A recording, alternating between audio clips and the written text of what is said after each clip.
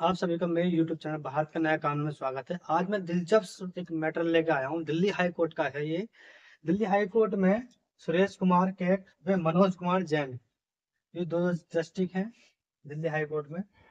इनकी कोर्ट में एक मामला आया, यूएपीए एक्ट, यानी कि अनलॉफुल एक्टिविटीज प्रिवेंशन एक्ट 1967।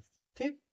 तो इस वाले केस में क्या कहा गया, इसमें क्या थी, एक व्यक्ति था जिस पर 2O सेक्शन 13, 38, 39 यूएपीए एक्ट वे 120 आईपीसी की धारा लगाई गई थी।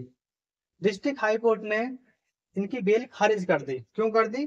क्योंकि इनको आतंकवाद संबंधी होती है और 120 षड्यंत्र के लिए लगाई जाती है।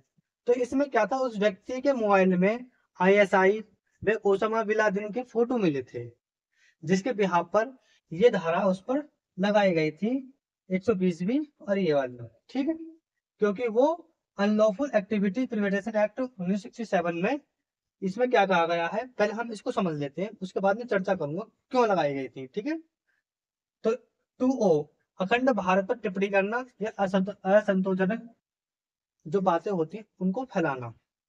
अब इसका मतलब क्या हुआ भाई, एक अखंड भारत है, अगर आप उसके डिवाइडेशन के लिए हल्ला काटते हो, जैसे अभी पंजाब में करा था, मुझे अलग पंजाब चाहिए, अलग पंजाब चाहिए, तो उसमें कौन सी धारा लग सकती है, ये वाली लगेगी अगर कोई चिल्लाएगा तो इसके लिए। ठीक है, तो अखंड भारत को तोड़ना वो भी एक तरह से आतंकवादी गतिविधियां हैं।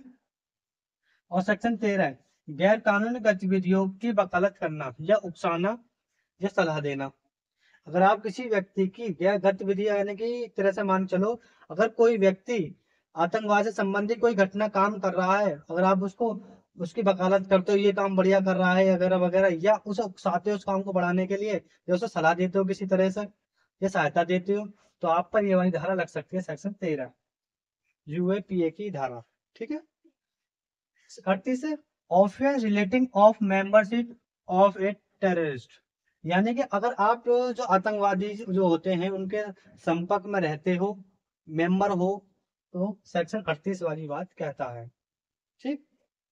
सेक्शन 39 39 इस वाले केस में इसमें क्या है कि offence relating of to support given to a terrorist organisation, यानी कि आप जो टेररिस्ट होते हैं यानी आतंकवादी होते हैं उनको सपोर्ट करते हो, मदद देते हो।